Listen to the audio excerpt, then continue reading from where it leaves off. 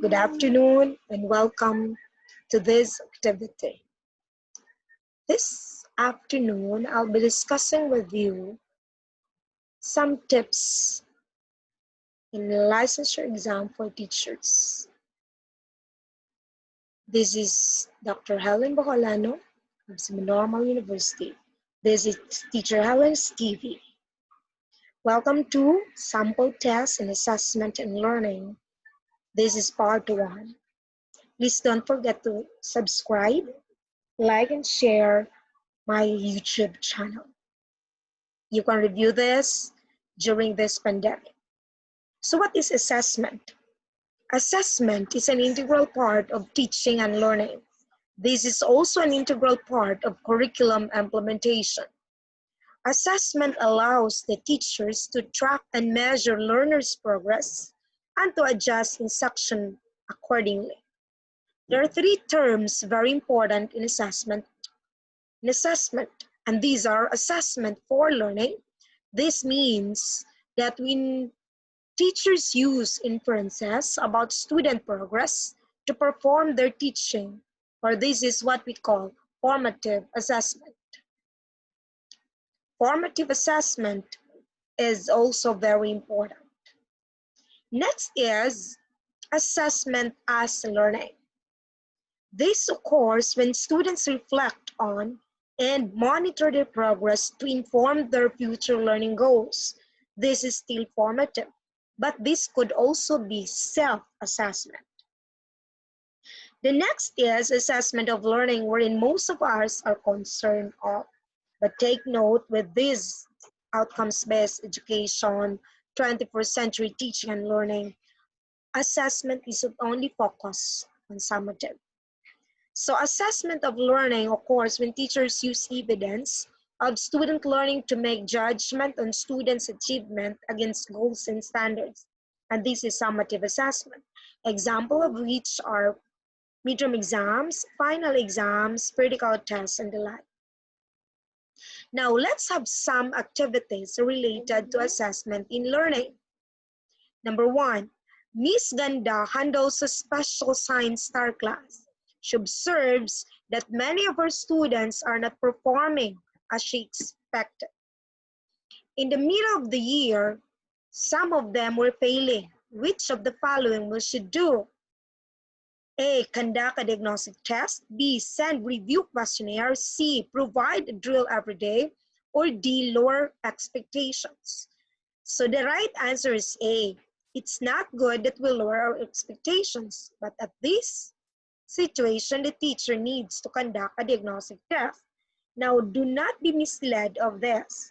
Diagnostic test is a form of pre-assessment that allows a teacher to determine students' individual strength, weaknesses, knowledge, and skills prior to instruction. You might ask questions. That is at the middle. Take note that assessment could be given at the very beginning, middle, or that is during and after. So in this case, since the student are not performing well, the teacher needs to give a diagnostic test related maybe to the previous lesson. 2, cognitive domain, which deals to know method and procedures, basic concepts and principles. A, knowledge. B, analysis. C, comprehension. Or D, synthesis. The right answer is knowledge. Take note of the Bloom's taxonomy of cognitive domain. This is the revised Bloom, wherein the lowest is remembering, the highest is creating. But let us compare the two. The old Bloom's, the Bloom taxonomy and the revised Bloom. So knowledge is the lowest, but take note, do not discount knowledge. Students should know basic concepts in order to proceed the next level. 3, affective domain, in which one is aware on the importance of learning and attends closely to classroom activities. A, receiving. B, responding. C, valuing. Or D, value complex. The right answer is receiving. Receiving is the lowest according to Cratwell, Bloom, and Macia in 1973 on affective domain of learning. These are more on students will listen to peers' comments or even teachers' comments. Which type of objective test is best? Take note of the word best. For evaluating mastery of facts and information, multiple response, true or false, completion test, or essay. The right answer is completion test. Completion test is not selective compared to the two. This is on supply. Completion test consists of series of items which requires the examinee to fill a word or phrase on the blank. This is also called fill in the blanks test. Number 5, which of the following is an important duty of a teacher? We have duties and responsibilities to our students. A, evaluating student progress. B, safekeeping of school properties. C, writing reports. Or D, going on vacation. The best answer is evaluating student progress. We need to evaluate the student progress on how they learn, what they have learned, and the process and the product. So assessment is the key component of learning because it helps students learn. When students are able to see how they are doing in class, they are able to determine whether or not they understand course material or the material given by the teacher. Assessment can also motivate students. A teacher is responsible for preparing lesson plans, preparing the lessons, and even the instruction materials, the resources to be used by the student. Their duties includes assigning homework, grading, and documenting progress. Teacher must be able to instruct a variety of subjects and reach students with engaging lesson plans. Number 6, when a test success in determining accurately the particular attribute of a person who is tested, it is said to be blank. A, reliable. B, valid. C, variable. D, practical. The right answer is valid. When the test is valid, it follows the test is also reliable. Validity is the most important criteria of the quality of a test. The term validity refers to whether or not the test measures what it intends or claims to measure. So these are the things that we need to remember when we look into validity of the test. 7, scores tendency to group at one end and spread out at the opposite end of a given distribution of scores. Is it kurtosis? Is it skewness? Is it unevenness or unreliability? The right answer is skewness. Skewness is a measure of symmetry.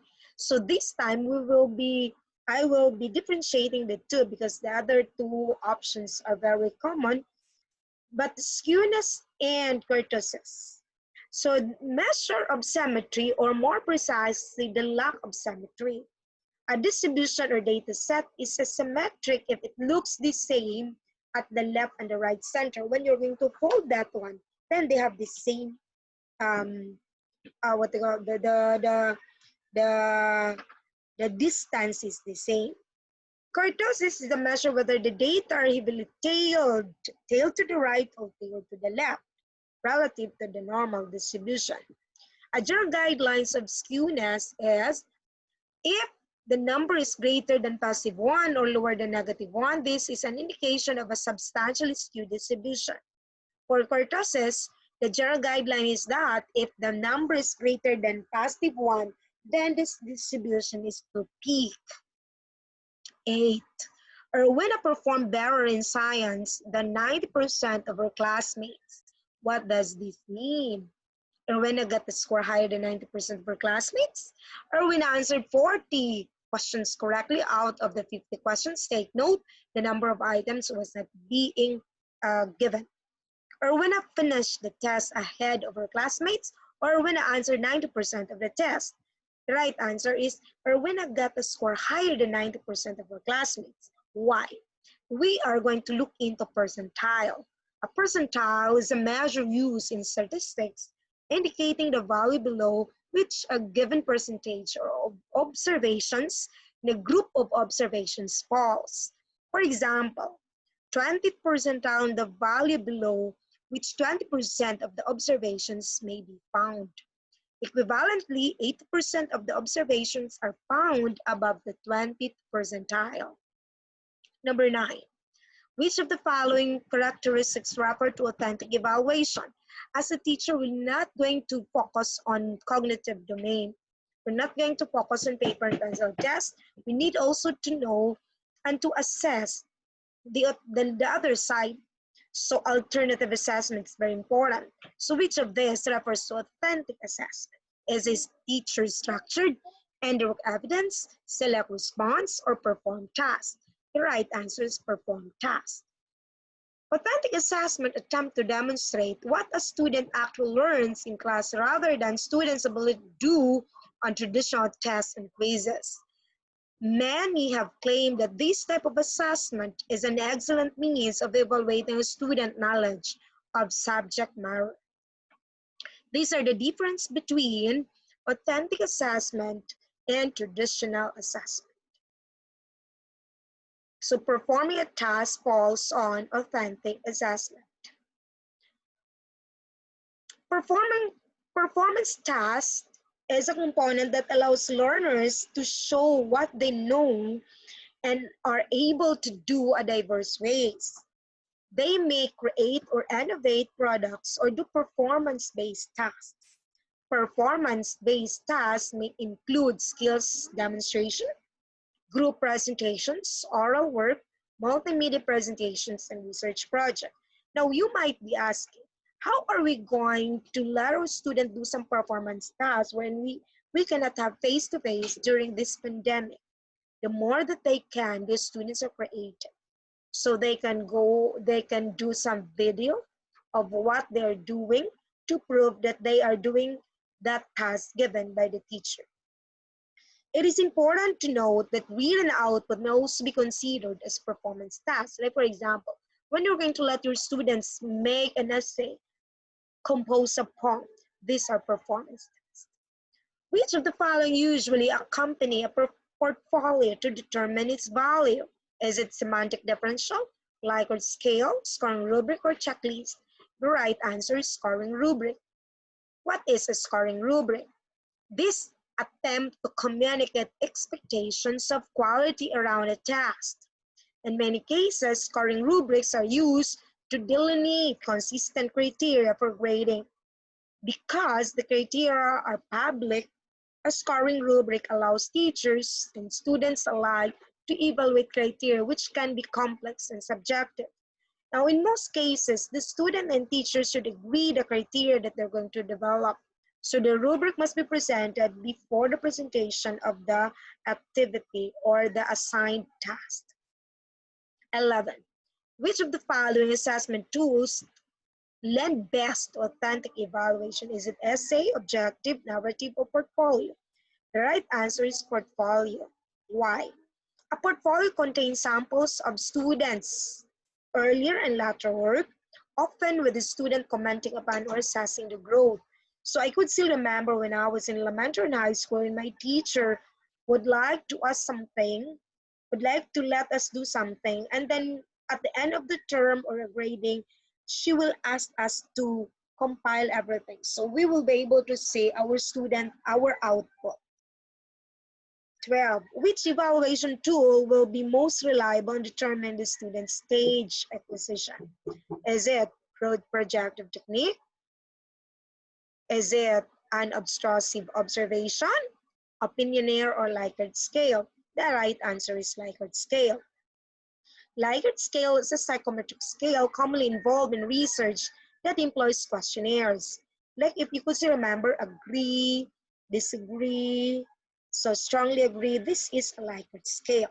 A Likert scale is very important also in research. It is the most widely used approach to scaling responses in survey research. Such in term is often used interchangeably with rating scale, although there are other types of rating scales.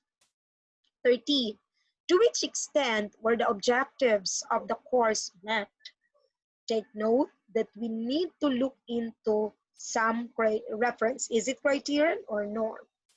This is a concern of the process of evaluation. Is it norm, authentic, criterion, or formative? The right answer is criterion reference, wherein there is a set of mastery level. This is a test style. Criterion reference test is a style of test which uses test scores to generate a statement about the behavior that can be expected of a person without score. Most tests and quizzes that are written by school teachers can be considered criterion reference tests. Criterion reference tests are standardized tests that measures an individual performance against a set of predetermined criteria or performance standards, such as descriptions of what an individual expected to know or be able to do in a specific stage of development or level of education. 13. Teacher Debbie does not have to wait for the end of the term to find out how much her students learned. With which does Teacher Debbie agree? Is it authentic evaluation, norm reference evaluation, formative, or summative? The right answer is authentic. So, why is it authentic? Authentic assessment is the idea of using creative learning experience to test students' skills and knowledge in realistic situations. Authentic assessment is an idea of using and measuring students' success in the way that is relevant to skills required of them once they finish your course or the degree program in college. So in this example, the teacher doesn't have to wait at the end of the term to find out how much students learned. So this is an authentic evaluation. So it can be observation, essays, interviews. So the teacher will not wait at the end of the term before she will conduct an interview. She will conduct and she will observe the student or let the student do something. What is the difference between authentic and sometimes you might be thinking that the answer is formative? Formative assessment is a test given right after the teacher is discussing a lesson. So for example, I'm discussing matter today. Before I will say goodbye to my student, I have to give him or them, not him, test, which may not be recorded. Because take note, formative assessment may not be recorded.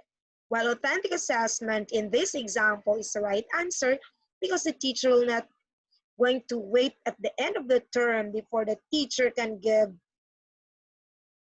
essay, portfolio, or even observe and conduct interviews. 14. What kind of test is this? Here is a test item. Distant is to near, as genuine is to blank. This test is a blank. This is analogy, riddle, metaphor, conclusion. This is an analogy. An analogy has 15 characteristics. An analogy is a test questions where a pair of words are given. It could be synonyms, antonyms, antonyms, antonyms, part, whole, cause and effect, and the like. You are asked to choose another pair of the same relationship. An analogy type of test is a type of test by which it is made up of items consisting of a pair of words related to each other. 15. Teacher Tiza does norm reference interpretation of scores. Which of the following does she do? So first thing that you will remember and to take note is what is the difference between norm reference and criterion reference. Is it A, she uses specific content as frame reference? Is it B, describe the class performance against a set of mastery level? Is it C, she compares individual student scores with other student scores? Or D, she describe what should be every individual student's performance? The right answer is C, because norm reference, the teacher need to compare one student's scores with another student.